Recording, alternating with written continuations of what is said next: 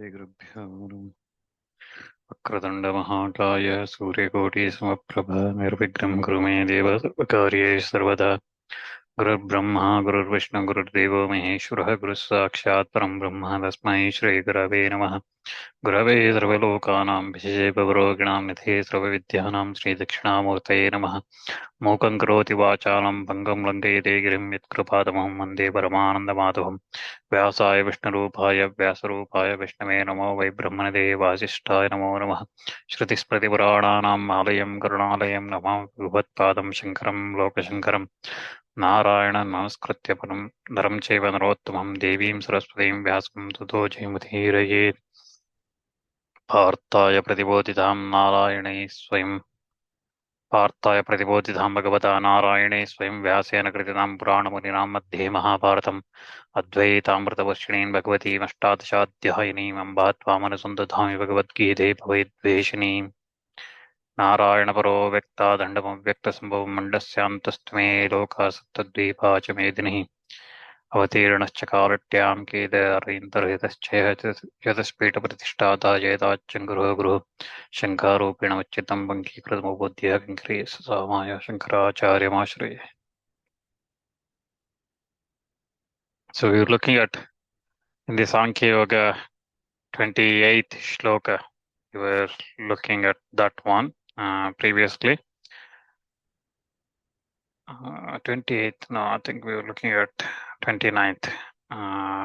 Ascharyavat Pashyati. So we were looking at 29th Shloka. Ascharyavat Pashyati. Kaschidena Ascharyavat Vadati. Tadaiva Chanyah. Ascharyavat Chaina Manyah Shrunoti Shrutvapenam Vedana Cheva Kaschite. Someone visualizes this Atma Vastu as a wonder. Similarly, someone else talks it as a wonder, someone hears it as a wonder, and someone else indeed it even does not realize even after hearing about it. So we are looking at that why this is Ascharyavat, why it is amazing, why it is a wonder, right? Because Atma is it is changeless. We think this as the one that's changing. We think that this is not permanent, but it is a Nitya. Atma is a Nitya. And then we think that it is kind of a dark place, but it's a Chaitanya. And then we cannot see Atma Vastu same as Brahma Vastu. We see both are different. We see us as different from Brahma Vastu. And then we see Atma, we struggle to see Atma Vastu as Advitiya. There is no second to it. It's only one. And there is no multiples in it.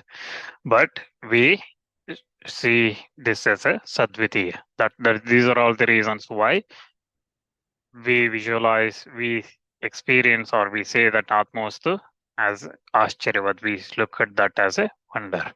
And similarly, we see that someone talks about it as a wonder, and someone hears this as a wonder. And also, we looked at even after hearing it, they will not speak about it. They are not, even after hearing, seeing, speaking about it, they will still do not understand it. And again, we looked at the reasons why we struggle to understand, right? So as Sri Sureshwara Acharya said, there are three types of pratibandhakas. So the obstacles, bhuta pratibandha, Bhavi Pratibandha, Vartamana Pratibandha. And then in Vartamana Pratibandha, we looked at Vishya Asakti, that is interest in the things while listening to something important. And then Manda Buddhi, that is dull wittedness. And then next one is Kutarka Buddhi, which is challenging mind, always challenge something. And then Viparita Buddhi, absurd understanding, right? So you understand completely different thing and make conclusions based on that. So all these make it very difficult. I think that's where we last time we probably stopped. So all this make it very difficult to understand the Vedanta topic, right? Vedanta topic is difficult to understand, and all these kind of things, pratibandhas, they make it even very more difficult. That's why Atmavastu is very difficult to realize it. And that's why Shastras say that the one who realizes or the Atma and that reaches that Atma Jnana, 60 ancestors and 60 generations before and after him, they will benefit from that. So it is not even Ashwamedha sacrifice gives such a benefit to that. So that's why such a person is normally known as Jagat Guru, right? Because he is the one who has realized it. And Sri Shankaracharya is, that's why is known as Jagat Guru. And Shankaracharya, that's why they is known as Jagat Guru. So it's not easy for anyone to realize like that. Even again later in Gita as well, we look at it.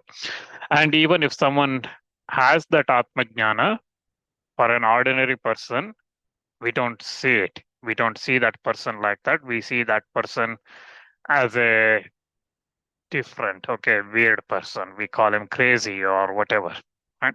Because those jnanis, their behavior is going to be completely different, or they are not attached to anything. They are behaving completely differently to any other normal people. Like, for example, we come across the story of Bharata in Bhagavad Purana.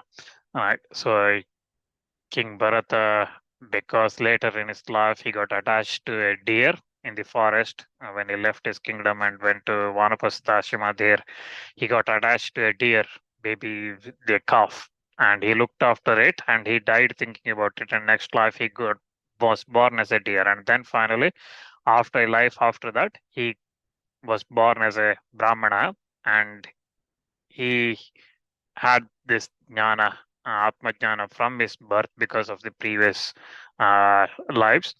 So, and he was like that, and everybody called him Manda, and he was dull, he was crazy, he was not interested in anything, and he didn't care what others think about him, right? And that's why people used to call him Jada Bharata. So he was like that. He was Jada, like a tree. Is no nothing makes any difference to him. So and it's is happiness or sorrow or anything, nothing makes any difference to him. That's why he's known as Jada Bharata. So we look at that story in Bhagavata Purana. So the one who has that Atma Jnana, they are very difficult to understand, and normally we struggle to understand. Then the question comes like, how, when one will get that kind of Atma Jnana, what is the state, how one reaches that state, right? So if it is very difficult, will I ever get, right? So again, Shastra says that jnanam upadhyate pumsam kshayad papasya karmana. So once one reaches the samskara sri's paripakva, that is maturity, then one attains that knowledge. Again, that samskara paripakvata, that maturity has to come based on one's effort. Okay, one's making in that journey, whether listening to the Vedantas, whether keeping the karmas clean, pure, and with the devotion, or there are different ways to that attaining that Atma Jnana. Right, so we'll look at that again in different chapters in Bhagavad Gita. We'll look at that, but ultimately it is the Atma Jnana, so that purification, kshayat papasya karma. So yeah, all these uh, samskaras, the maturity has to come. So that's when one attains the Atma Jnana. And again, this whole shloka, Ascharyavat pashyati kaschidena Ascharyavat dvadati tadeva chanyah Ascharyavat chainamanyah shrunoti shrutva penam vedana chaiva kaschid. So this entire shloka, you could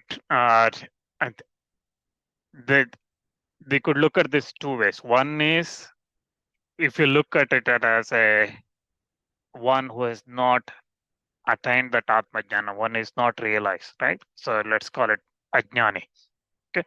So one, you can look at that such a person, when you talk about Atma, Avinashi, Nitya, and all these kind of adjectives one may use and describe that Atma Vastu, they look it as a wonder. They look it as amazing, and they say it is, when they hear it, see it, and they look at it as amazing. That's one. The alternative is even the one who realizes that Atma Jnana. Okay, so Atma Vastu in me, I am the Atma Vastu and I am the same Brahman. Brahma Vastu, all are same. Okay, this body is not me. Okay, when one says this body is not me, I am that Atma Vastu, when they recognize that I with that Atma, with the Brahman, when one realizes that, I mean, saying is easy. Okay, I can say that I am Brahman. Okay, but feeling it different, realizing is different.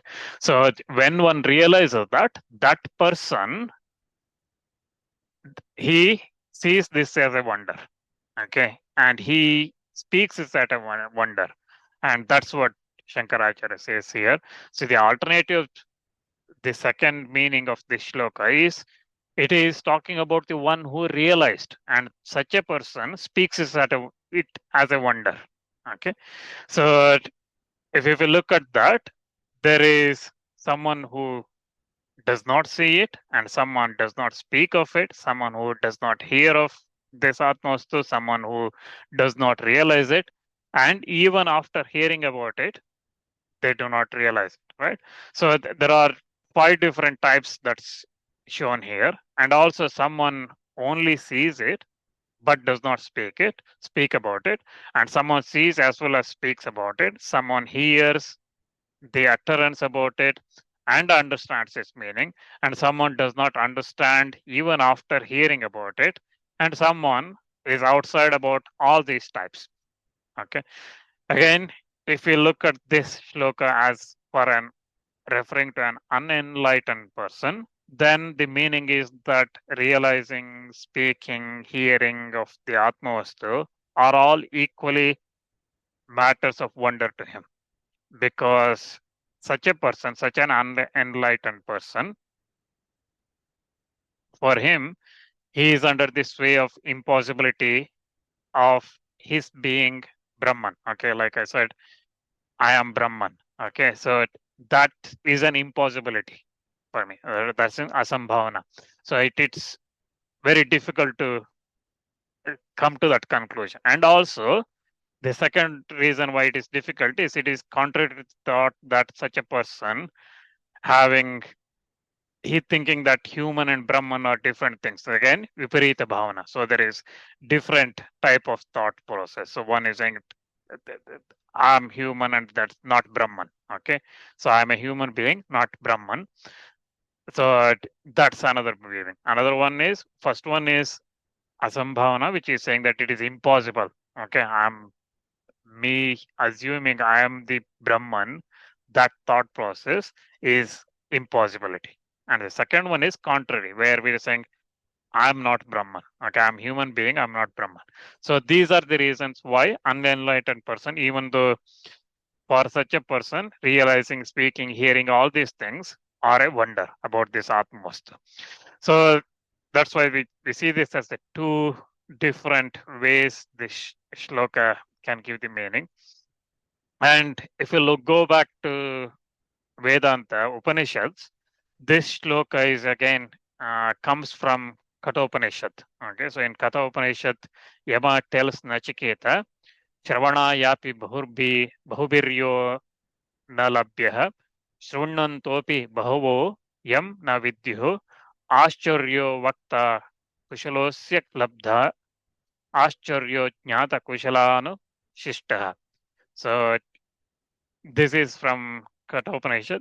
In that Kathopanishad, it says that this Atmavastu, which is not available for mere hearing to many, okay, Shravana yapi bahubiryo labhyah, it is not available for hearing to many, and which is not, do not understand even while hearing, Shrunantopi bhavo yam na vidyuh, even after hearing, many do not understand it, and the expounder is wonderful, the receiver is wonderful. Wonderful is he who knows under the instruction of an adult.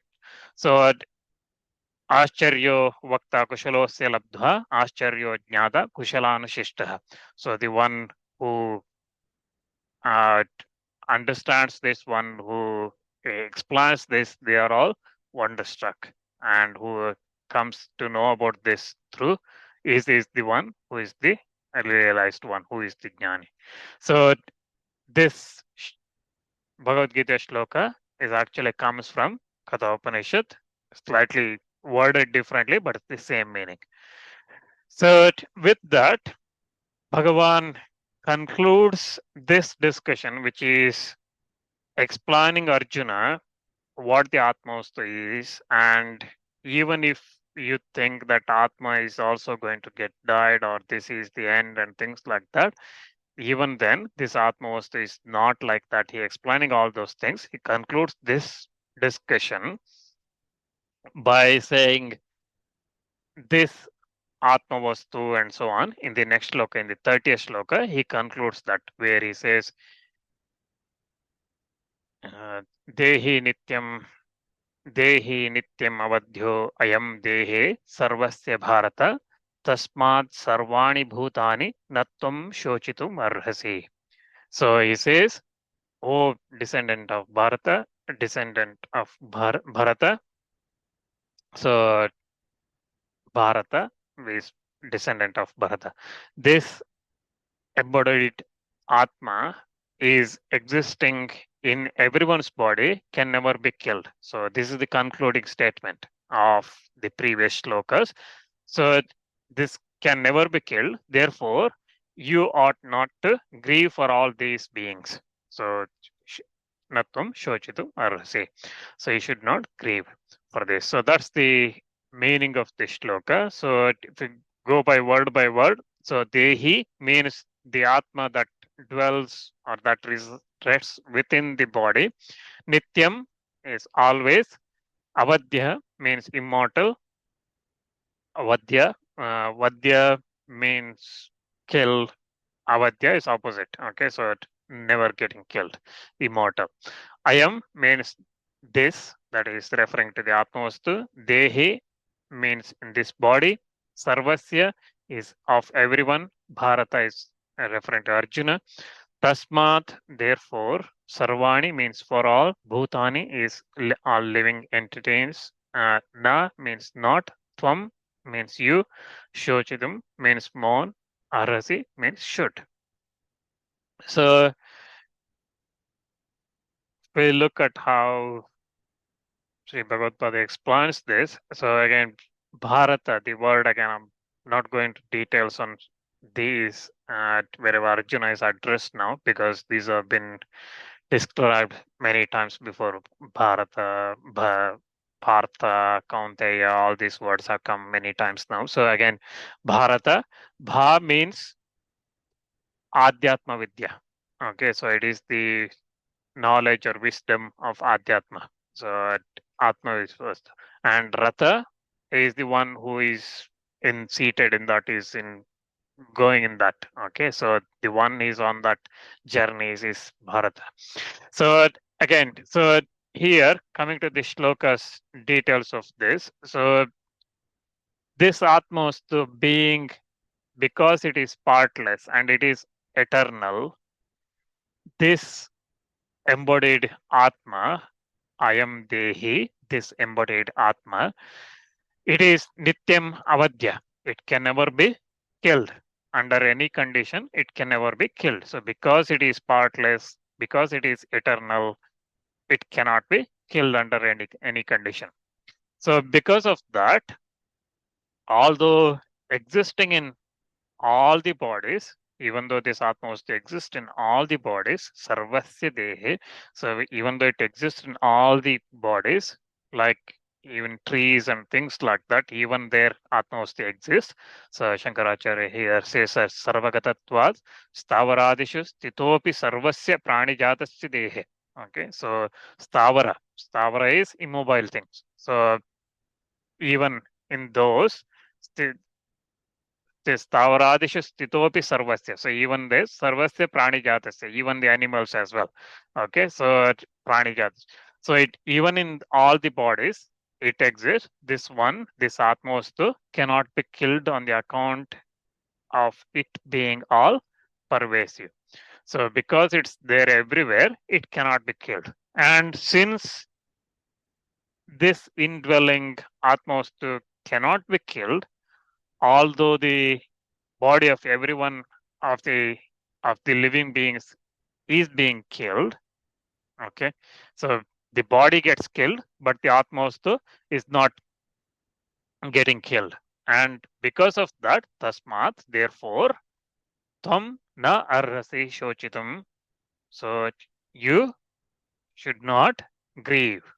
Okay, you should not give it to grief.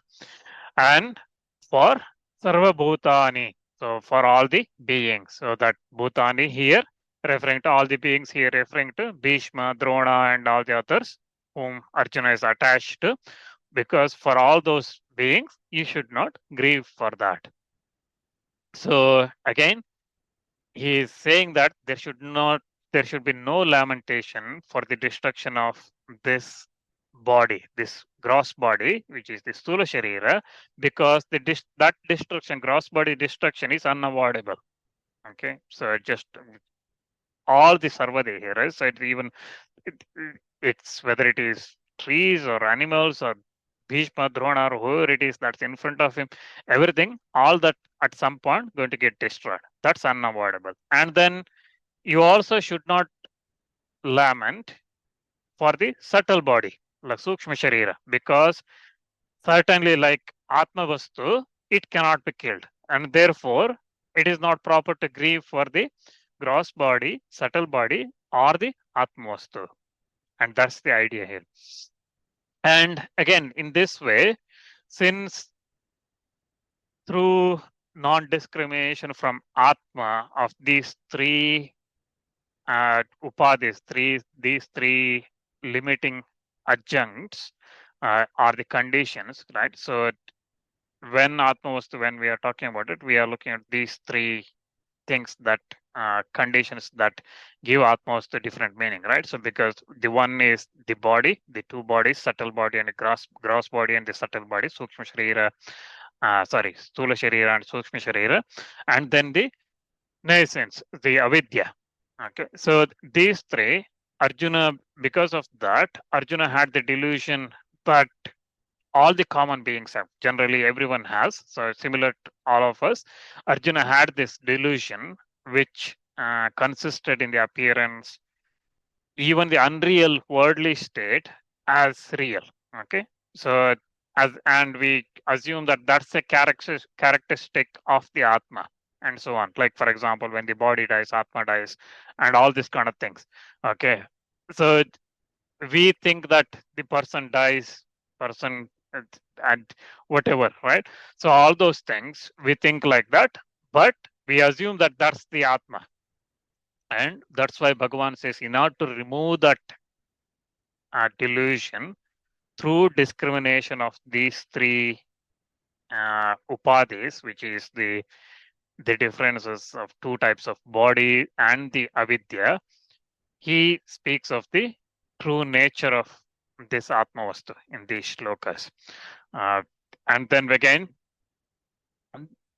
with the view of dispelling that personal delusion that Arjuna himself had, for example, arising here, coming from the defects he has, like for example, compassion and consisting in the appearance of his own Varna Dharma, right? So, which is his Kshatriya, his being, his Dharma is fighting, right? But Arjuna thinks that is adharma. Fighting is adharma because it includes injury and harming somebody and killing somebody. To make it understand him, Bhagavan now starts saying that though your dharma, Kshatriya dharma, includes injury, it is not adharma because it is your own Varna dharma. It is your own Kshatriya duty. It is your own duty. That's why it is not adharma. It is not unrighteous. So Bhagavan says that, so he makes the argument now in the next shlokas that even though it is includes injury, includes killing somebody, it is not adharma. So, and that's why we start now looking at Bhagavan explaining that a Kshatriya should engage in the battle. When the opportunity comes, he should engage in the battle. So that's why in this shloka, that is in this 30th shloka, Dehi Nityam Avadyoyam Dehe Sarvasya Bharata Tasmat Sarvani Bhutani Nattam Shochitum Arhasi. It is said, it has been said that from the standpoint of the supreme reality, that is Paramatma Tattva, there is no occasion for sorrow or delusion. Okay, so this is again not simply from the standpoint of Paramatma Tattva, but also it is true as a duty. So Bhagavan now says that from a Paramatma Tattva point of view, I already explained you that there is no reason to this sorrow and delusion, right? But also, if you look it as a from your duty point of view, then also it is not you should not have this sorrow and grief, sorrow and delusion, and that's why Bhagavan explains in the next shloka, 31st shloka, he explains the duties from here onwards. He explains the duties of a Kshatriya. So 31st shloka goes like this. Swadharma papi chabekshya na vikampitu varvasi dharmyad dharmyadhi yuddhachreyon dharmyadhi yuddhachreyon anyat kshatriyasya na vidyate. So even considering your own duty, you should not waver, since there is nothing else better for a kshatriya than the right is battle. So Swadharma Pichaveksha Vikampitum Arhasi Dharmyadhi Yuddhachreyon Anyat Kshatriyasya Navidyate. So Swadharman Swadharmam means one's own duty according to in accordance with the Vedas. So whatever one's duty is assigned, so according to their dharma. Api means also, cha means and, avekshya means considering, na vikampitum means not to waver, arhasi means should, dharmat means for righteousness, he means indeed, yuddhat means than fighting, shreya means better, anyat means another, kshatriyasya is for a kshatriya, of the kshatriya, na vidyate means does not exist. So before we go into details of this shloka, if you look back from Shloka 11 in this Sankhya Yoga, where Bhagavan says, Ashocyanan Vashochistvam Prajnavadamscha Bhashase Gatasu Nagata Suyascha Nanashochanti Pandita. Right? So from there, 11th shloka to the 30th shloka, where he says, Dehe Nityam Avadyoyam Dehe Sarvasya Bharata Tasmat Sarvani Bhutani Nattam Shochitam Arrasi. Right?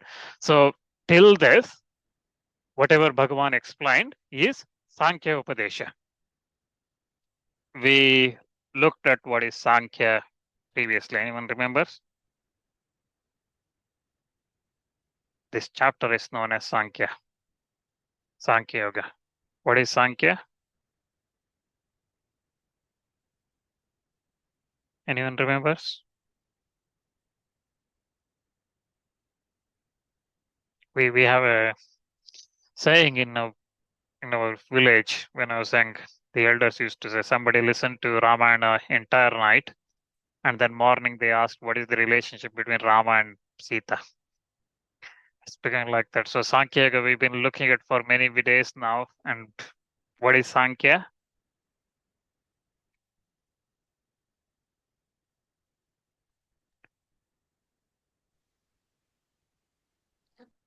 Any attempt?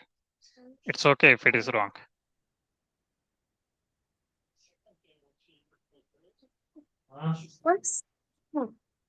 Samkhya yoga ante irbekadu ಒಂದು chapter in Bhagavad. There are 18 chapters alone in Sankhya yeah, is Shuddha the Atma Tattva Bhagavad. Jnana, right? So it is the pure Atma Tattva Jnana is Sankhya, right? Shuddha Atma Tattva Jnanam Sankhya iti vidhiyate. We looked at before the 11th shloka when we were looking at Sri Shankaracharya's introduction to or recap of from the first shloka to second chapter, first shloka, first chapter to second chapter, 11th shloka. There's a big introduction from Shankaracharya summarizing everything, and the entire Gita is summarizing, and he was explaining what is Sankhya, what is yoga, right? Yoga is referring as a part of a karma without any attachment, expectations, right? So that's karma, yoga. And then Sankhya is Shuddha Atma Tattva Jnana. So it is pure Atma Tattva Jnana. It is that Atma Vishaya, whatever is, we just looked at from Shloka 11 to 30th is Sankhya Upadesha. Bhagavan gave that in those shlokas from 11th to 30th, those 20 shlokas, 20 shlokas, he gave this Sankhya Upadesha to Arjuna. And so now, when with that Atma Tattva Upadesha, Arjuna's Shoka, Moha, whatever that delusion, sorrow which he had, that did not fully clear. Now, Krishna reminds him as a duty. Okay, as a Kshatriya, this is your duty. And again, if you look at in the 11th shloka, Krishna says, Ashochananvashocastvam, Prajna Vadamscha Bhashase. Right? He says that you are grieving for the ones who should not be grieved, and you are speaking as if Prajna Vadamscha. So you are speaking like somebody who knows everything. Right? So there are two parts here. First, from the shlokas 11 to 30th, Krishna is saying why you should not grieve for these people, right? So when he explained this Sankhya, gave this Sankhya Upadesha, he's explained why you should not grieve for them, because you are looking them at their bodies. But if you look at Atmavastu, there is no death for it. So that's why you should not grieve. Ashochan anvashochastvam. He explained that in those shlokas from 11 to 30th shloka.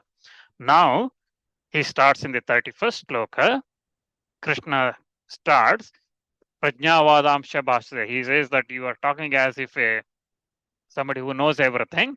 You don't even know what is your duty. Also, Krishna is reminding him Arjuna's Kshatriya duty. He is telling him, you talk as if you know everything, but you don't know even your own duty. Right? So that's the background to this shloka. So 31st shloka, where we start looking at Krishna explaining the duties of a Kshatriya. So that's where it starts. So even considering Swadharmam, your own duty, the duty of a Kshatriya, which is battle, considering even that, na arrasi, you ought not to vikampitum, to waver, to deviate from natural duty of a Kshatriya, right? I.e. from your natural, what is natural to yourself, you should not deviate from that. So Krishna says that, and since the battle is not devoid of righteousness, so it is not devoid of righteousness, but is supremely righteous, it being conducive to virtue, and it is meant for protection of its subjects through conquest of the earth and so on. Right? So therefore, na vidyate, there is nothing else. Okay, shreya, there is nothing else shreya, there is nothing else better. So for who? Kshatriyasya, for a Kshatriya, than dharmat yuddha. So, so this right is battle that's there in front of you. That's there is nothing better than that. Nothing else is shreya for you. Nothing else is better. So Bhagavan says that there is nothing better than you than this battle for you as a duty. So again, if we look at this from the angle, so because because there is a again battle. Again, if you look at this, beginning from in the first chapter, 38th shloka, we looked at Arjuna saying, Yadyapyedena pashyanti lobo hata chetasah kulakshe kritam dosham mitradrohe cha patakam, right? Although these people, and I do not see any good in this, and kuladroha, mitradroha, all these sins will come to me and things like that. And then ending with the 44th shloka in that same chapter where he said, उत्सन्न कुलधर्माणां मनुष्याणां जनार्दन नरके नेतं वासो भवतीत्यनुश्रम. So living in hell becomes inevitable and so on, he says, right? So what you said about fighting because being the cause of the sin, and also you said that katam bhishmamaham sankhye dronam cha madhusudana ishvi prati Yosyami Pujarha Varisudana in this fourth shloka of the Sankhya yoga in the second chapter. So he says that how shall I fight with arrows, battle against Bhishma and so on, so etc. Whatever that you said, you regarding abstaining from the battle with the elders or killing the elders, killing the brahmanas and so on, all that has been said verily, certainly without deliberating the dharma shastras. You have said all these things. So yadyapyate na pashyanti kulakshe lobopahate chetasah kulakshe kratam dosham mitradrohe cha batakam. In the first chapter 38 to 44, you can look back, and also in the second chapter 4th shloka katam bhishma maham sankhya dronancha madhusudana. All these things, whatever Arjuna said, Krishna is saying, all this you said certainly without deliberating on the Dharma Shastras. Because what the Dharma Shastras say, Manu Smriti, for example, says that while protecting his people, if the king is challenged by the enemies, either equal in strength or stronger or weaker, he shall not shrink from battle, bearing in mind the duty of the Kshatriya. He should always fight. That's what Manusmriti says. Okay, even though his enemy is stronger or weaker or whatever, he should not shrink from that. And also Manu says that Sangrameshwa Nivartitvam Prajanam Chaiva Palanam Shushrusra Brahmananam Cha Rajnam Shreyaskaram Param. Not shrinking from the battle, protecting the people and attending the Brahmanas is the best means of securing happiness for the king. Okay, so again, that's what Manusmriti says. So Krishna is reminding here Arjuna that your dharma is battle. So when that opportunity has come, when you are come after all the deliberation and everything to battlefield, it is your duty now. So whatever you said, saying that I don't, although these people, I do not see any good in this battle, and I will have to end up in hell because of killing these people. How can I kill these Bhishma, Drona, and other elders and everybody? How can I do all those things? All these things you are talking without thinking, deliberating on the Dharma Shastras. So we'll again look at this a little bit more in detail. What's the Kshatriya duties and things like that next time.